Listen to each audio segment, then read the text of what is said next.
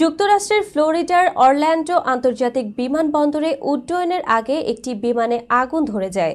বিমানটিতে প্রায় ৩০০ আরোহী ছিলেন। আগুনের ঘটনার পর তারা দ্রুত বিমানটি থেকে বের হয়ে আসেন এবং এতে অল্পের জন্য রক্ষা পান তারা।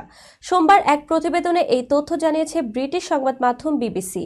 প্রতিবেদনে বলা হয়েছে, সেই বিমানবন্দরে টারম্যাকে থাকা অবস্থায় ডেল্টা এয়ারলাইন্সের একটি বিমানের ইঞ্জিনে হঠাৎ আগুন লাগার পর যাত্রীদের জরুরি ভিত্তিতে সরিয়ে নেওয়া হয়েছে। সামাজিক যোগাযোগ মাধ্যমে ছড়িয়ে পড়া ভিডিওতে দেখা গেছে বিমানের ডান পাশের ইঞ্জিন থেকে ধোঁয়া ও আগুন বের হচ্ছে এবং যাত্রীরা ইনফ্লেটেবল জরুরি স্লাইড দিয়ে নামছেন। বিমানের পাশে অ্যাম্বুলেন্স ও দমকল বাহিনীর গাড়ি দাঁড়িয়ে আছে এবং যাত্রীরা টারম্যাকে অপেক্ষা করছেন।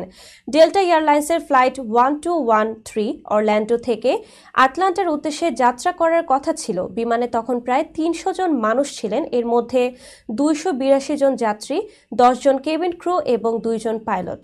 এই ঘটনায় কোনো হতাহতের খবর পাওয়া যায়নি। বিমানবন্দর কর্তৃপক্ষ জানিয়েছে যাত্রীদের সরিয়ে নেওয়া হয়েছে। বিমানবন্দরের অগ্নি নির্বাপন ও উদ্ধার দল দ্রুত ঘটনাস্থলে পৌঁছে কাজ শুরু করে।